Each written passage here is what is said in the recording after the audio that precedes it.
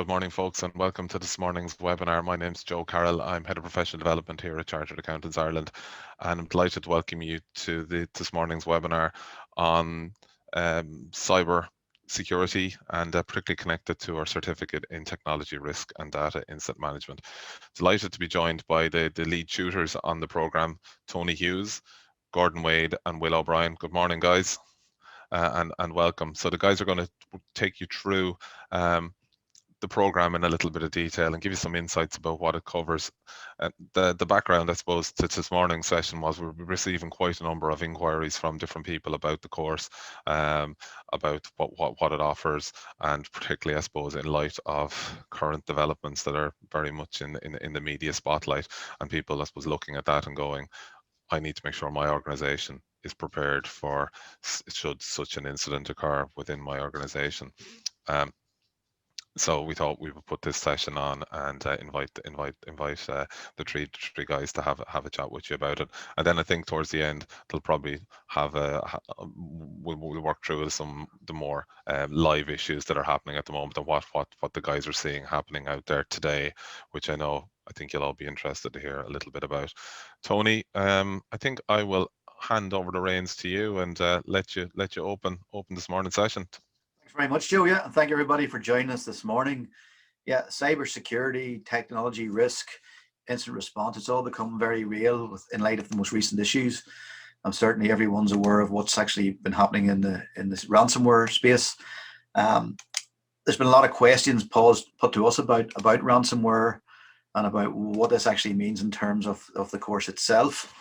So, anyone who's been following the media will notice that it's not just obviously Ireland who's been suffering from this. We would actually class it as effectively a dual evil twin pandemic. Certainly Will and Gordon will talk you through this as well, but my own experience recently happens to be that we're dealing with these instead of one every 3-4 months, we're now dealing with 5-6 a month, maybe more, and it depends on the company. There's no sectoral breakdown. You could be a limited liability partnership, you could be a production company, you could be a transport company, you could be in financial services, health, education, and I've even had cases where charitable organizations have been hit by this evil ransomware. But just to talk you through today, we want to talk about the course itself and how the course delivery maps very much with the learning journey of individuals who want to know more about this topic. There is no prerequisite. It's not a deep dive. Technically, there are some technical aspects, but you're not expected to have that prior knowledge. There's nothing you need to know in advance. As long as you have an inquisitive mind, an open mind, and that you are involved in an area where you're involved in governance, risk, compliance. You could be an independent audit committee member. You could be managing an area where technology risk is prevalent, which we all are, of course. Or it could be you actually work on the technology side itself. And one of the good things about the course is it allows people to translate the technical to non-technical and back.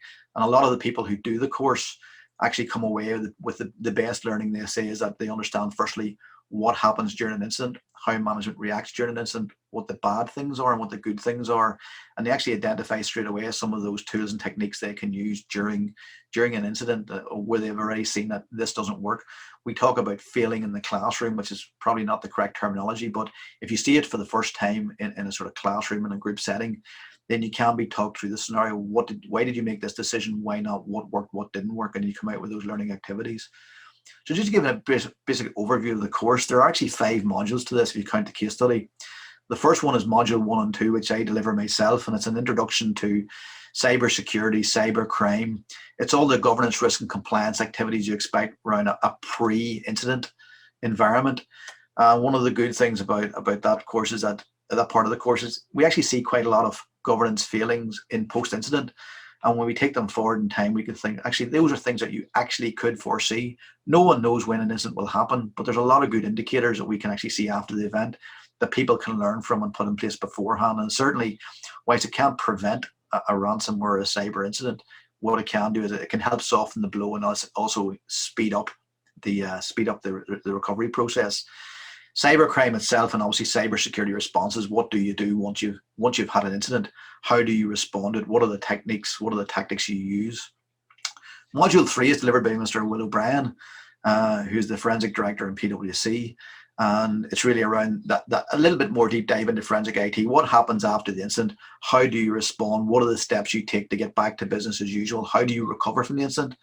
And how do you bring other people to bear? How do you know what your capabilities are? How do you know when to bring in additional capabilities? Module 4 is really around data protection law and practice, breach notification requirements, anything you must observe or report with, whether it's the Data Protection Commissioner or if you're north of the border, the Information Commissioner's Office. How do you talk to the regulator? What do you tell them? What is the messaging? How quickly should you report? What decisions do you need on reporting? What does GDPR and data privacy law in either jurisdiction tell you about what you need to do? Going right back to where you should be in the first place. Do you need to register? And what does that registration look like? And then the case study. The case study is really module 5, and it brings together everything. And the case study actually brings all the learning together and compiles it into one large-scale scenario.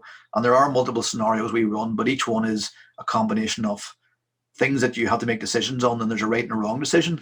Other things where you can make your own decision, but you've got to justify the science behind making those decisions. And others where the decision isn't as clear-cut, and because that decision isn't clear-cut, you have to discuss through it and work in groups. And we'll talk about each of the modules in a little bit more detail. So just getting on to module 1 and 2, it's really what is cybersecurity? Because cybersecurity in itself is a large word. It's a big word. It's a lot to get your head around. It's lots and lots of things. You know, I often talk about it's really just a lot of small things done very well. You get your governance, risk, and compliance and your business as usual in order. You do that well. You look at your technology. You do that well. You look at your processes, your policies, your procedures. What does your response plan look like? Is it good enough, strong enough? Is it tested? And does it stand up when it is tested? So if you do all the small components right, we believe you can become almost like a cyber secure and cyber resilient organization is a commonly used title. It talks about cybersecurity and information security. Cybersecurity is everything, platform, applications, the lot. Information security is a little bit more centric on the information. What is at the heart of everything? Can you afford, for example, to lose a laptop on a train? You know, the answer is really dependent upon what information is on that laptop, what the classification of that information is, how valuable it is to you, or how valuable it is to someone who steals or acquires it. So we talk about that. And also the differences between cybercrime and cyber-enabled crime. So cyber-enabled crime is the old sort of structured photoshopping invoices, changing things. It's using technology to actually enhance old-style crime, whereas cybercrime is the current ransomware crime wave and denial of service tactics and techniques that don't really exist without technology, that you need technology to make them happen. And then we walk in through what happens in the day after an incident. We talk you through examples of ransomware incidents. What does the screen look like? What does the message say? What do we understand about it on day 0? So what does day 0 look like? What do you do as initial response? How do you invoke your plans? How do you decide whether it's an incident, a major incident? Who do you talk to? And of course, as I said earlier, a lot of the governance issues. So we identify them after the incident. So it could be around policies, procedures, your backups, your contract with providers, your in-house capability, your own understanding of what technology you've deployed and how you use it. So it's really around all of those issues. And if we can help the course itself, when you take it, we can help you build a good, strong line to take on that, so that you can prepare well in advance, so that no matter what the outcome is, you can kind of sleep easy and understand that, like, no matter what comes our way, we have a way to recover. We have a process. We also look at the difference between a risk-based approach to information security and cybersecurity, as opposed to a standards-based approach, and how far you can push standards to get the best value for a fixed price, or a risk-based approach which lines up with the business idea, which is where we come back to. It's not just an IT problem. The business will have risk. The business will have identified and categorized and registered those risks. And then you look at technology in the same way. How much does technology support the mitigation of that risk, or how much of a challenge as opposed to achieving that business objective, in which case it becomes the risk itself. So we talk through that. And then, of course, getting it right. Cybersecurity, information security, maturity modeling. So if we can model something out that says, look, let's get it right and then keep it right. How do we keep it going so that you don't lose the momentum of building a good information security, cybersecurity type environment, and then lose it all because you don't maintain it, and then further down the line, after all those good things and effort and energy and cost, you lose sight of what you're trying to protect. So based on that, at the end of the module, what we actually look into is some of the assets at risk, the people who want to do harm to the assets, the actors, and we call it the vectors, which are the methods used to disrupt your technology and basically use that to basically rinse you for money, if you want to call it that. That's what ransomware is. If you think about cybercrime and take out the word cyber, it's just crime, it's criminal activity. And unfortunately, that's the way it operates. So we look at the first responses and how that lines up to the module 3, which we'll come in with Will in a second, and how we get into the first stages of that response, that management themselves understand what need to be done before you can get into a technical deep dive. And then obviously a lot of freely available resources. So we talk about the MITRE ATT&CK framework. So the MITRE ATT&CK framework is a platform and a repository of knowledge. It's adversarial tactics and techniques and a common body of knowledge.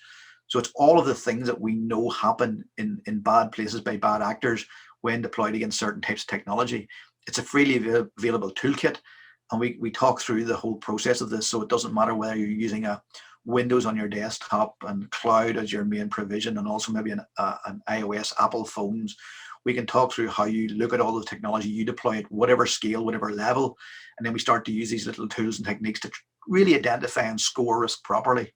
We bring in the CIS Controls Navigator and the Attack Navigator to map this out, which gives you something you can take away and build upon even after the course is over. We look at the legal and regulatory landscape, which is only a touch on this in module 1 and 2.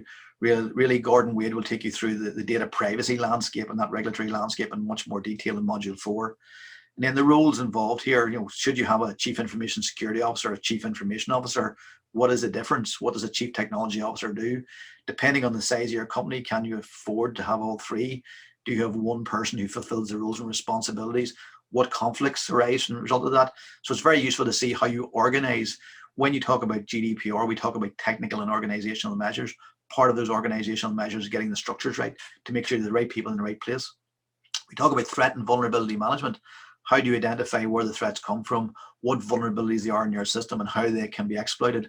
We talk about that exploit framework, and you see a little graphic there: threat plus vulnerability equals risk. We talk through that very simple equation and how you can view that, how you can sort of remediate the risks and patch your systems, and when's the right time to patch. We look at identity and access management. If people cannot get access to your information, then that's a bonus. The people who need to get access have to get secure access to it. So how do you deal with everyday access, privileged access, and how do you control what, for example, third parties can see and do with your information? And of course, recognizing that it's not just about IT, it's also an organizational effort. How do you bring everyone in the organization together? How do you bring together, for example, the 3 lines of defense historically? So all of your risk management activities, from your key performance indicators to your key control and risk indicators, and your audit regime and your governance, risk and compliance regime, is all working to the same set of standards, looking to protect the same set of assets and trying to do that at a cost scale that's right for your business. So that's really a very quick look through modules 1 and 2. I'm now going to pass you over to Mr. Will O'Brien, and will take you through the content of module 3. That's great, Tony. Appreciate that. We might just move on to the module 3 slide, Tony. So good morning, everyone. Will O'Brien's my name. As Tony mentioned, I'm a director of cybersecurity in PwC, specializing in cyber incident response. So just moving on to the next slide, Tony, for module 3, I think. So module 3 is very much giving you an understanding of, I suppose, forensic technology and how it applies to a cyber incident, and especially a cyber incident response. So Tony would have given you the proactive measures, how to protect your organization, how to help you mitigate your cyber risk, and also how to help your organization become much more cyber resilient.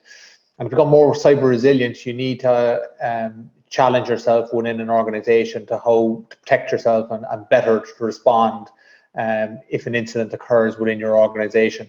There's a saying in the cybersecurity industry: it's not if, but when you become attacked. So in module 3, what we do is we bring you through the methodologies that cyber criminals are often using to attack environments, the like of malware, which is malicious code or malicious software, ransomware. You'll all be very familiar with the recent HSC ransomware attack, but we'll go into in-depth detail in terms of how ransomware attacks have evolved. So, for example, from cyber criminals getting access to your environment, the first thing they'll do will be disabling your antivirus software to avoid detection. They'll then move within your environment, identify the critical data that they want to steal, and then they'll go after your backups, and they look to delete and stop your backups within your environment to ensure that they're causing maximum impact for when they actually detonate the ransomware. So once the ransomware is then detonated, they'll usually do this over a weekend period when people are out of hours. For example, we often see a lot of attacks occur during bank holiday weekends. And then when people come back into the office during their normal 9 to 5 working environment, you know, the ransomware attack has been detonated, all their files are encrypted, and now suddenly you're dealing with a ransomware. You do some exploratory work, you find out that your backups have also been deleted.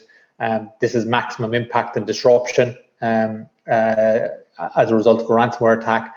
And suddenly your organization is paralyzed, and you're in a very challenging situation for your business.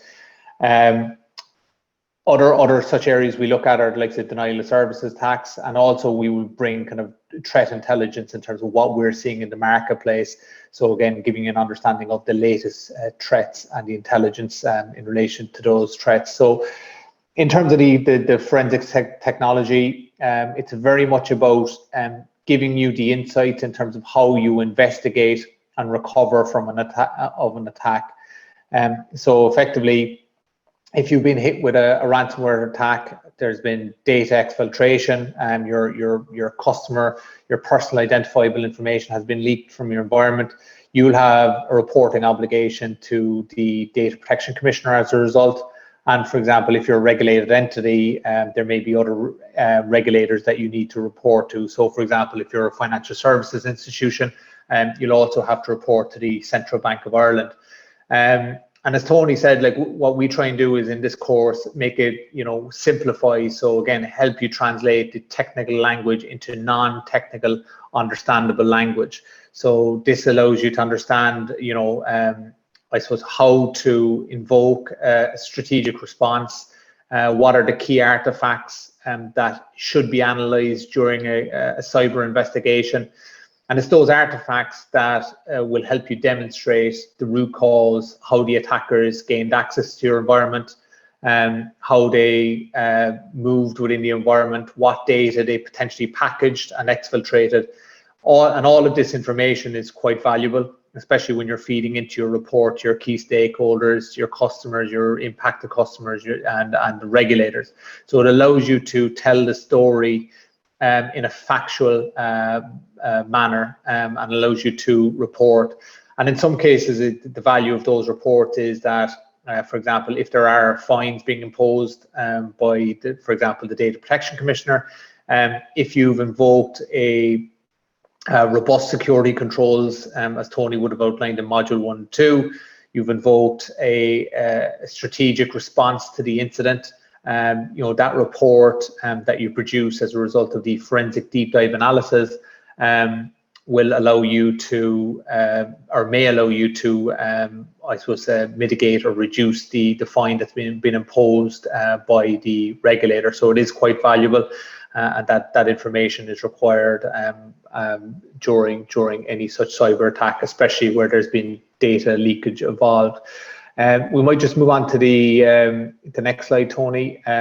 So during the course itself, we will be also introducing you to a very structured incident response plan.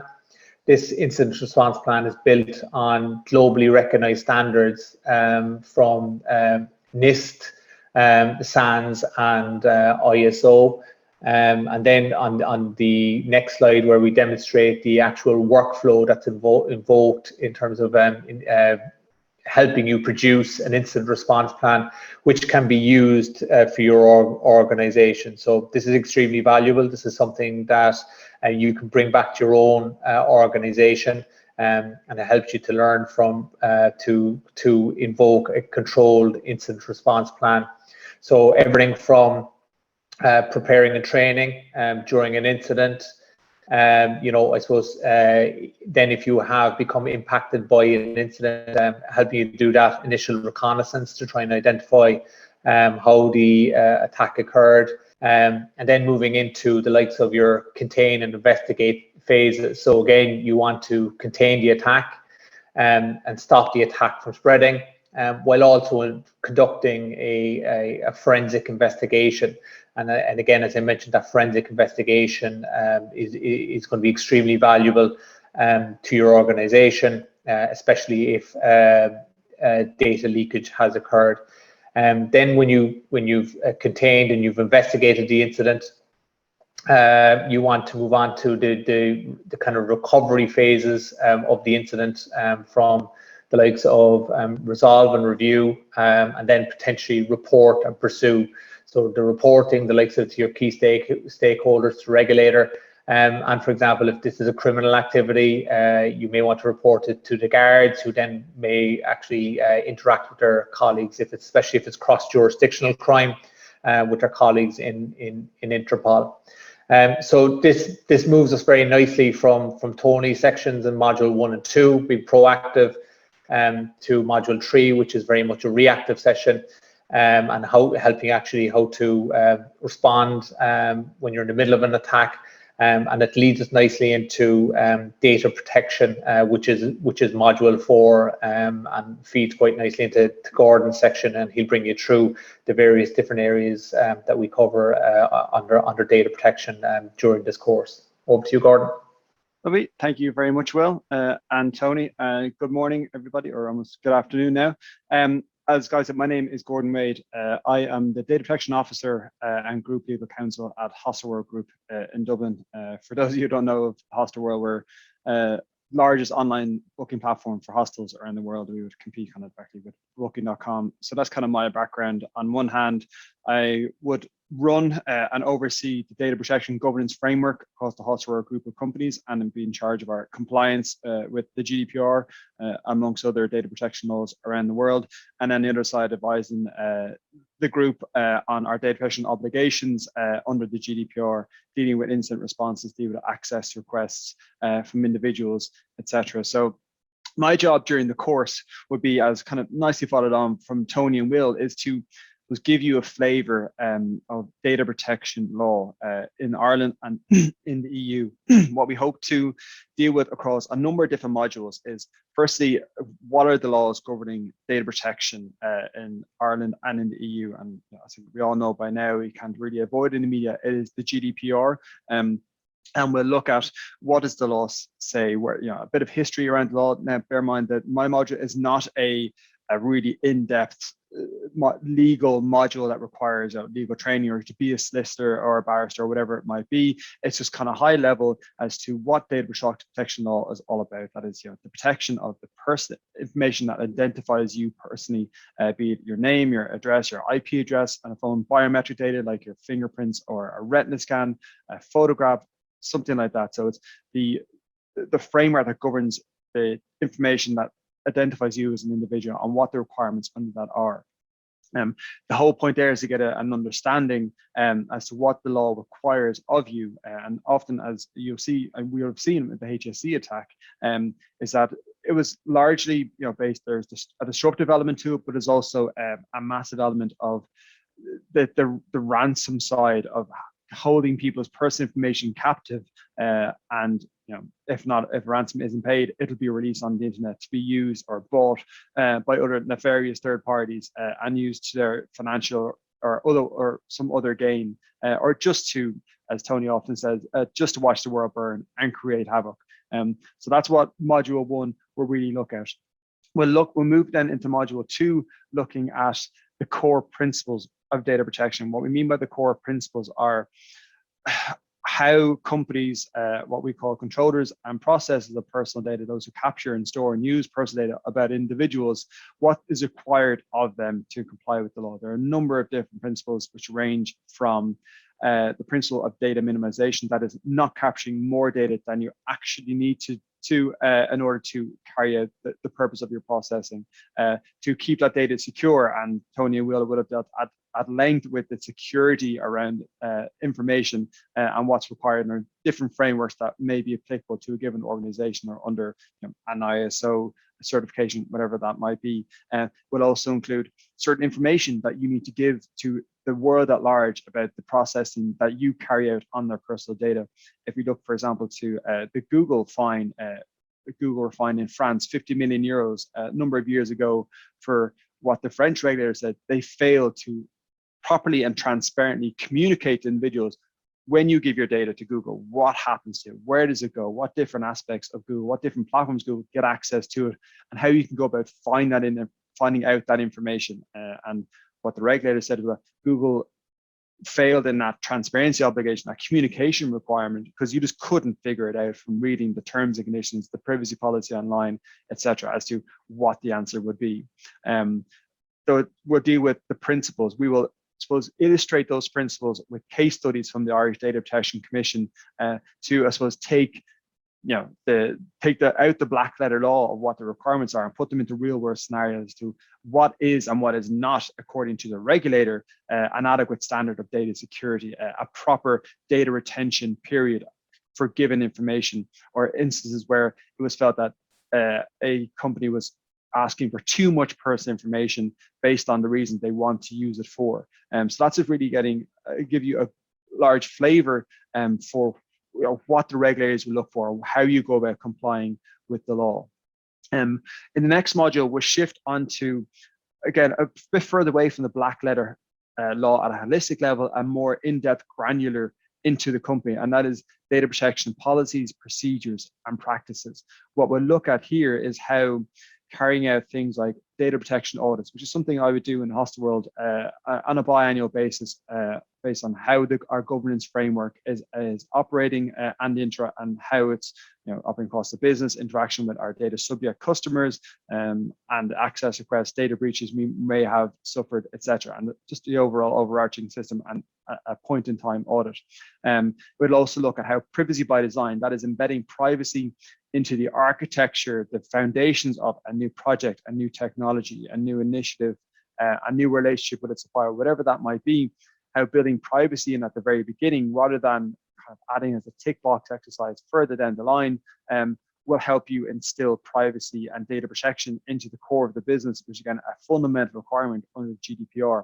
We'll look at and carry out in various kind of case studies throughout my module, how you carry out a risk assessment for, we want to bring in, artificial intelligence that will be able to recognize you when you walk into a store and will greet you when you walk in, because it's going to have your identity linked to your bank account if we're talking about a bank.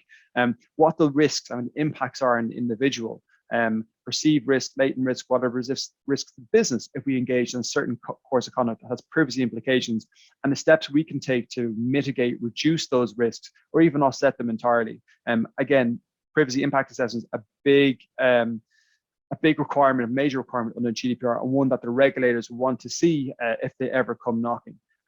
We'll also look at what the GDPR requires of you in terms of data security measures. Both Will and Tony will have dealt with that in their modules, and we'll look at what exactly the GDPR means in the real world when it says a company must apply appropriate technical and organizational measures to keep data secure, and what sort of examples we can see in the wider world based on new technology and new innovations and privacy enhancing technology, what's on offer and what's expected from a regulator. What do they expect to see when they knock on the door and come and audit your systems in terms of password security, dual factor authentication, for VPN access, encryption, transit at rest, or dual end, whatever that might be. We'll look at some of those examples. And then we'll finish that module looking at what the data breach reporting obligations of an organization are, if it comes to the point where you've had a data breach, and the different thresholds that apply based on the data involved, the impact to individuals, how many individuals, where has the data gone, what's happened to it, has it been brought outside your control, or has it been sold to a third party, or can you not access it, has it otherwise been corrupted. We will look at and complete sample data breach reporting reports that you would see go into a regulator based on what we know that the DPC, the questions that they will ask, what they will want to see, the level of granular detail that you need to be able to communicate to your regulator to show that how you responded to a breach, the team, the framework, the governance structure that was in place, the security measures that were deployed at the time or that have since been deployed to further mitigate the damage, and the level of engagement you had with the affected individuals, if and where required. And we'll look at the different rules and aspects of making those reporting obligations to your highlighted regulator. We'll finish the data protection module with a look at, I suppose, to tie in the course really, the interrelationship between Tony and Will's side on the cybersecurity forensic side with data protection, and how when you embed privacy, data protection, culture, principles, practices, and procedures, mechanisms, measures into an overarching, robust cybersecurity governance framework and policy, how they really complement each other. We will look at what the National Cybersecurity Strategy is for Ireland, and again, the requirements that the National Cybersecurity Centre will expect of companies in Ireland when they're capturing personal information for my module, or generally business confidential information also, and kind of state-related information, what the requirements are, and how companies go about securing that data as the best practices. We will also look at and address the guidance issued by the Data Protection Commissioner on what we expect of you to implement in terms of particularly around password security, multi-factor authentication, minimum password length rules, all these sorts of measures that are applied internally in the business, what we can expect of you when we go in there to do an audit, what you need to be able to demonstrate in order to, as Will mentioned before, perhaps mitigate, reduce, or somewhat offset a potential administrative fine or other enforcement sanction applied by the DPC, and we'll look at those. We'll also carry out throughout a couple of breakout sessions where we'll deal with kind of pressing data protection issues of the day. For example, we did in the last course, which is really positive run course, was a risk assessment of what individuals thought about the COVID-19 tracker app and the privacy implications of that, to bring it into a real world scenario and different areas, different technologies that impact your personal privacy rights on a day-to-day basis. So it has a black letter law element to make sure you understand the law, but a practical element as well, so you can get kind of hands-on as to what a report looks like to the DPC, how you carry out a risk assessment, and to really understand what the thresholds are for making a breach reporting obligation to your regulator. So that'll be the data protection module in sum. So I'll hand you back to Tony now. Thanks, Gordon. A lot in there, yeah. And just to explain so far, we're going to move on and talk a little bit about Module 5. Sort of the layout of the course, people probably wonder now, this is all very well, but how do we study? How do we work on this? So up to this point, there's a combination. You're given reading material, you're given pre-recorded videos of each of the modules in an in-depth walkthrough of presentations, effectively, with narrative on it. And then you get, over the course of about 4 weeks, you will do a 2 to 3 hour session on a Saturday morning, is how it ran last time. When we get to the case study, it's the first part of the course where you won't have any pre-knowledge. So when you get to this point, what actually happens here is no one has seen this except obviously the tutors. And we have a number of scenarios that we run. So we build a cyber attack based on real life scenarios. To be absolutely honest about that, it's not one scenario. We bring together multiple scenarios. We bring together almost the worst of everything. Every line in the case study and scenario is a hostage to fortune. It's crafted, it's considered, it's fully loaded. So you have to think very carefully about everything that's being said, whether we're talking about the roles of the individual, the reporting lines, the technology deployed, the contracts, the forensic response. It's really starts off on day 0. So what happens is day 0, the event happens. And then we move equally forward in a timeline, but also backwards in a timeline. So we look forward as to how we respond to the incident. But the more we move forward, the more we learn about retrospectively what had gone wrong in the days, months, years previous to the incident that could easily have been fixed or foreseen, and we could have sorted it all out very simply, or at least softened the blow. So again, it's we run the simulation. So we deal with a cyber attack, we build the response. We look at all the regulatory and data protection goals, ICO. If you're in the telecom sector, it's telecoms. If you're financial services, it's Central Bank of Ireland. We look at the regulatory field as well. So we make sure we throw quite a lot of curveballs in there. Everyone breaks out into teams. So we give the teams project names. You break out individually, and effectively you work as a group. So you have to understand what the roles of that group is. Organize your group. As we often tell people, one of the first failures after an incident is failure to organize. Now that could be failure to understand what you needed to do before the event, or it could be that when the event happens, that we talk about a thing called decision paralysis. We have seen enough of this to understand how senior people in an organization basically, can sometimes run around with their hair on fire, and understandably so, because it is a shock to the system. The victim mentality very quickly kicks in. The lack of preparedness kicks in. The why me kicks in. The should I pay the ransom? We have a question about that as well, and that question around is, should you ever pay a ransom? We'll answer that in a second. And basically, then once we run the simulation and we finish, it's time bound. So we make sure there's enough pressure on individuals that you have to get it done in a time frame, because that's what happens in terms of the psychology after an incident. But enough time to get to the result. Then what we do is we step through all the responses and tactics that were used during those events, and also what we have learned since. So we can even talk about look, this happened to us, but we found later this doesn't work, or it's no longer a relevant tactic. So this is a constantly evolving. The scenarios constantly evolve. The knowledge constantly evolves as the attacks do. So the knowledge is constantly being updated. So when you get to the scenario, it's bang up to date in terms of what the current threats are, the current risks, and the current approaches to mitigate it. And just getting back on that question, and I'm going to bring in Will and Gordon back in this one, and it's one of those questions about, should you ever consider paying ransom? There's always been a law enforcement decision that you should never pay a ransom. You should only ever, you could be funding crime. You don't know who you're funding. It could be organized crime. Don't pay the ransom. We've seen recently, for example, with the HSE attack and other attacks, where the ransom and the cost of recovery can completely outweigh each other. So it's never a straightforward decision. If it's going to cost you 100 million to rebuild something that's going to cost you 10 million to pay, yes, you're funding crime. Yes, you don't know if you're going to get the keys, but the obvious thing is, oh well, I could save myself 90 million pounds and an awful lot of trouble here. The difficulty is, we've seen the other side of this, is that once you become a victim, you fall foul of the ripple effect. So we do get replay attacks. What happens with these ransomware attacks is it's affiliate groups.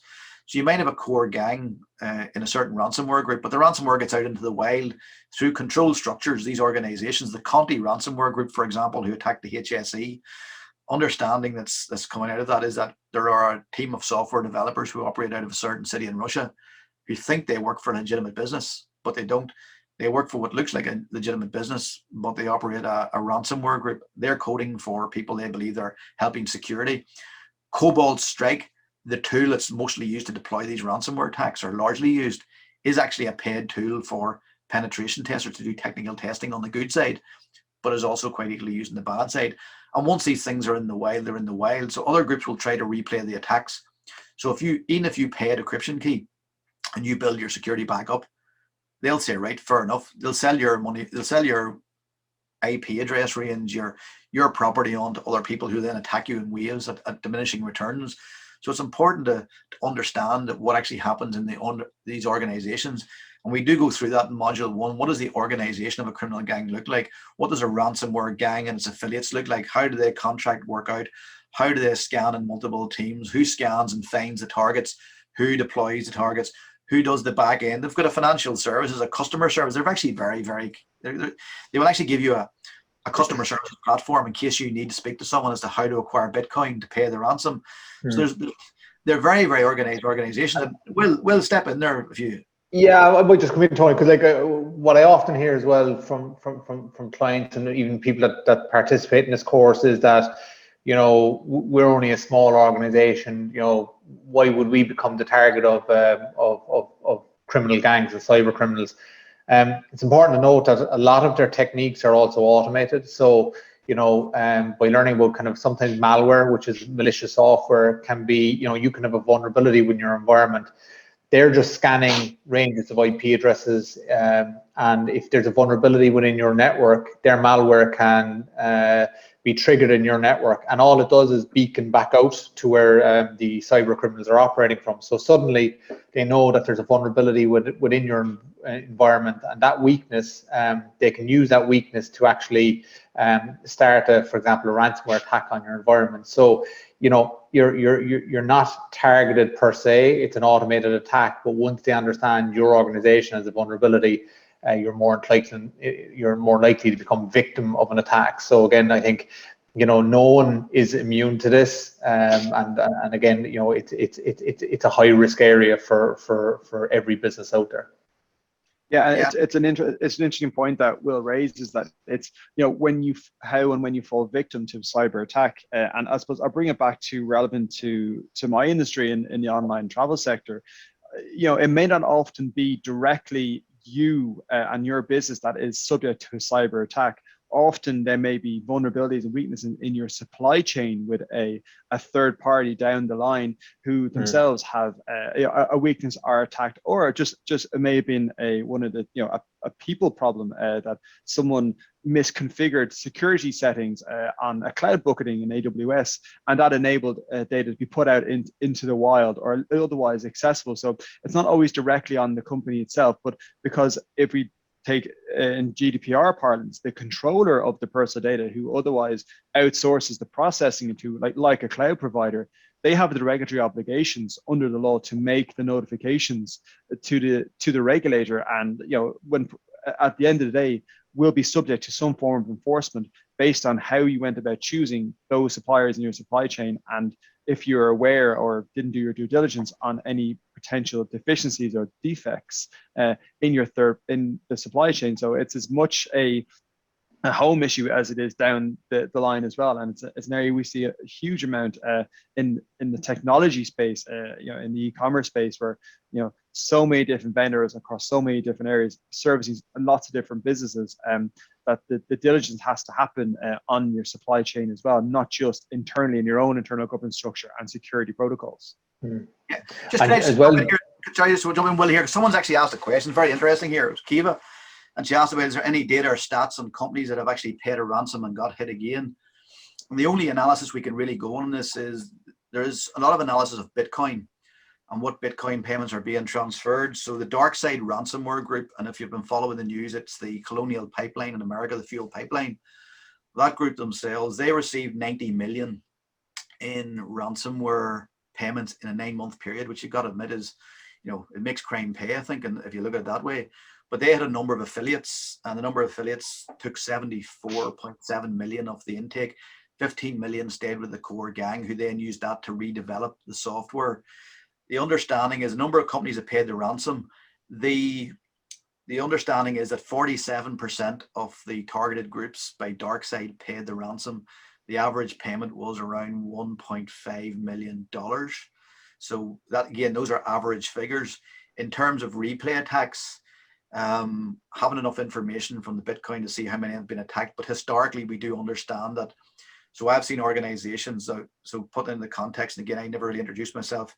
I work for a company called ANSEC IA. We work across multiple companies in Europe. We work in Ireland, we work in the UK, we work in the United States, the Middle East. So we work for a number of companies, a number of countries where governments will bring us in on ransomware attacks. What we understand from those types of attacks is not only unless you rebuild your network infrastructure, but unless you change your security infrastructure. So it's very important when you recover. And we do get through this in the course. Will talks about this in great detail. Is it's not enough to just stand up your system again. If you stand your system up exactly the same way, the replay attack will have exactly the same effect on your system again. So you've got to consider changing your security posture, and there's different ways you can do that we'll talk about. But go ahead, Will, if you had an insight on that. Yeah, it's just again, like standing up to your organization, like, and I suppose, like, you know, you look at even like the HSE, for example, you know, they're obviously standing up their organization again, and they're rebuilding a number of environments. I suppose you always have to be concerned with any you know, cyber attack in your organization. Cyber criminals will often leave back doors in play. So if you don't appropriately you know, rebuild your organization, put in additional security controls, put in monitoring within your environment, the cyber criminals might, for example, that you might have recovered your environment through your backups, and they may have a backdoor to get back in and hit you again with a secondary attack. So again, you need to be really careful in terms of your recovery strategy. I think just in terms of what we're seeing of recently as well, is in terms of like that, you know, organizations and you know, their backup strategies really need to come into focus as well. these days, in terms of, you know, having those segregated off-site backups have never been more valuable. So again, you know, I suppose we're bringing the insights from our industry knowledge, and you know, we're sharing those with you in the course that you can bring it back to your business. Just one thing as well in terms of the case study, I think it's really important as well. It's the communication piece. So what we, you know, in terms of the actual case study, what we'll also have is in terms of you know, getting people to draft even what a press release looks like. So again, there's valuable learning from an organizational perspective, from a brand and reputational perspective, in terms of what you should say and you shouldn't say within a kind of a media statement. So again, you know, we try and bring the case study and the scenario to life as much as possible. And look, you know, Tony, Gordon and myself, we've all been in that room. An attack has happened in an organization, a client calls you in on day one. You know, the scenario is as close to real life as possible. So again, you know, if you go through the case study with us, and if you are unfortunate to be the victim of attack in the future, or your organization is the victim of an attack, you will be in a better place to respond to it. Yeah, just jumping on that. Sorry, just Gordon, for just on the backup one as well. Yeah, because I've seen so many different ways. We know we're all living in a sort of post-COVID era now, and one of the difficulties, for example, is that people haven't been on site as regularly as they would have been pre-COVID. So therefore, backups haven't been physically removed and taken off site, and that's one problem. The other problem is that people and individuals have changed in the middle of a pandemic. So companies have onboarded individuals in a pandemic, and without proper handover procedures, they don't hand over the responsibility. So the person coming in doesn't realize the backup regime. So there's many different ways those backups fail over, but quite rightly, the first important is that it is being done. Somebody is responsible and someone is actually moving it back off site. And that could be your first point of recovery. That could be your lifeline after an event. Sorry, Gordon. Sorry, go on. So no worries, guys. So just one point I wanted to actually follow up and what Will was saying and what Tony was saying is that that standing up an organization post breach, and it's a real core focus area for regulators in the data protection space, because if you're making your breach notification to a regulator and you're explaining what happened and the measures you took to mitigate or you know, offset the breach somewhat, and then get back to a business as usual environment, a regulator is going to want to see more than just, oh, we just went back to where we were before and continued on, knowing that there were clearly defects in how the system was stood up previously. So they're going to see the improvements made, the enhancements made, the additional steps and measures taken to safeguard and future-proof against any potential future attacks. And you're going to need to be able to explain that to a regulator. So that's why it's so important that to go merely beyond just replicating, copy and paste what was there before, but going above and beyond in post-breach and to learn from what happened and to further enhance and improve the system. The next one I wanted to make was that around that case study. So the way it would work, that Tony, Will and I will essentially float what we used to float around the room. Now we float around the Zoom platform, and we'll jump in and out of the different groups and give our different perspectives and challenge each group on decisions making, the way the response is structured. I'm just trying to get people thinking with our different perspectives. We'll mention the communication piece to the media. That's an interesting one because, you know, I'll come at it with a legal hat really, and I'll dissect the language you use and what words do and do not make sense and which raise risk and which don't. Tony and Will come out with what are the technical aspects that we can confidently communicate, and can we properly describe what happened without, you know, going too far, letting too much out of the bag, or letting out more than we actually know we can properly stand over in a confident communication to the world. Yeah, so look, again, inviting questions from people on this. The good thing about the case study, and I said at the very start of the introduction, is it's a kind of fail in the classroom. Will put it quite well. You know, if you've lived through the case study, you've effectively lived through what it's like to be in that room. And the canvas, we have had people who've come back after the course, and their testimonials is that the case study has given them confidence when they've gone into scenarios, maybe not as extreme as a ransomware attack, even just going into where they've had a technical incident. And people go basically, yeah, okay, we've had an incident. How do we deal with this? And that person has that calmness in the room and that sort of science behind it to explain it. Again, someone's a question here about the significance of storing offsite backups. Surely the criminals will have corrupted those as they were taken during their preparation period. again, this comes back to an issue we refer to as persistence. How long they've been on your network, what your network monitoring is like, what your network controls are like. The thing about the backups is the chances, whilst they may have identified that backups are there, it's the routine of your incremental backups. So for example, you could be taking incremental backups on a nightly basis, and weekly or monthly you're taking them off site. So it comes down to your response plan. So what you'll have in your sort of incident response plan is a recovery time objective and a recovery point objective. When those backups are taken will be your recovery point objective. So you'll be able to say with a degree of confidence that you can recover your information up until 24 hours, 48 hours, 7 days or 1 month from the incident occurred. What has happened to that information? What information has been generated and created since, and where that information resides?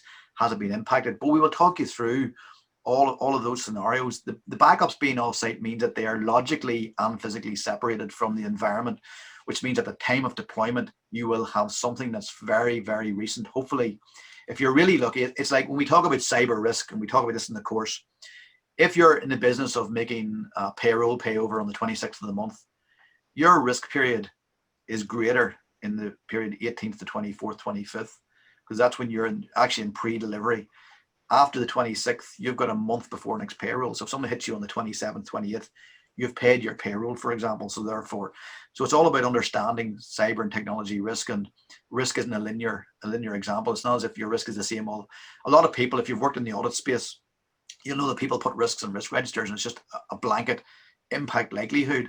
And what I talk through in my session is how that impact and likelihood can be mitigated by standards, how far you can drive those standards, how far you can drive the tolerance of risk, how much you need to spend on that, on managing the rest of that risk, and trying to minimize the amount you have to spend by delivering sort of blanket standards. And then that gets us into the conversation is a standards approach good for you, or should you be looking at a risk-based approach? And those are all tactics and techniques we work through during the course. And I just conscious of time now, we've I think 5 minutes left, so I think if anyone has any additional questions to pop up, you might want to pop them up now. So just at the conclusion of the course, there will be an MCQ. So again, we'll be taking various different topic areas from module 1 to 4, including the learnings that you get from the actual case study, which is module 5, and they'll be put into kind of an MCQ format for completion at the end of the certificate. I'm going to give you a question here, Will. Sorry to cut across. I'm going to give you a question here. I have an opinion on this as well, but I know you're going to have a more technically astute opinion on it. So the questions from Paul is, are cloud-based options by definition off-site, or are backups still required? Now, we know about the instances of cloud and all of the various security a cloud provides in terms of scalability. But in terms of off-site, yes, they would definitively be off-site unless the cloud provider is the subject of the center of the actual ransomware attack. But again, statistics in that show the scalability and resilience of cloud-based security tends to be stronger. Yeah, and it goes back, it's a great question, right? And it goes back to what Gordon touched on, third-party risk. A lot of people will onboard, for example, you see it all the time, the cloud provider, but they don't understand the third-party risk. So, for example, like that, you see a lot of bigger organizations who are obviously heavily regulated. They take third-party risk extremely seriously, and they'll do before they onboard any third party, they'll undertake a number of risk assessments to be able to kind of consider whether they actually can start using that third party cloud provider, for example. But great question in terms of like the backups, how's the cloud environment backed up, and if you need to get your data back up online due to an outage or an incident, again, what are the SLAs in place with the third party? They're very obvious questions, but unfortunately a lot of organizations don't ask them. And in my own experience, basically it's down to the contract you have, because there's a sliding scale. We all know about sort of elasticated containers and the standards and scales, the EC1s to 5. There are different ways you can contract with a cloud provider. Obviously, the more money you pay, the more you get for your money. But as well as that, I've seen situations recently there where organizations have got sort of network attached storage and local storage, and they've also had cloud storage, and the only unimpacted service was the cloud storage. So the cloud storage was the only recovery mechanism they had. So again, it all depends on how that's deployed, as Will said, how it's contracted, how the service level agreement comes to that, and what assurance, if you want to use that word, which is always used guardedly in cyber information security, you get from your cloud provider. So yeah, look, guys, again, conscious of the time, if there are no more questions, really, all the information you need on the course is available on the Chartered Accountants Ireland website. If you go into the professional development courses, the certificate in technology risk and data incident management, it's all on there. There's a syllabus, there's a prospectus. You can register to get information. The next run of the course will most likely run from October through to late November and early December. It runs twice a year. Certainly there's information available from Chartered Accountants themselves. Joe and his team, who was on the start of the call, they have any of the information you need. So I'm really thinking now, because we want to give people some of their day back, we're heading very quickly up to 12 o'clock. If there are no more questions, then I'd like to thank everybody for their time. I'd like to thank Will and Gordon for attending with me today. It's always a pleasure working with these guys. And the course is interesting. It's very similar to this. We do collaborate quite a lot on it. It's quite open. We take the learning seriously. We want to give you the best delivery of our knowledge. And thank you very much for taking time out of your day to attend. And hopefully we'll see you on the course sometime soon, hopefully in October. So for everyone then, have a good day for now. Thanks everyone. Thanks Tony. Thanks Gordon. Thanks Tony. Thanks Tony. Will. Thank you everybody.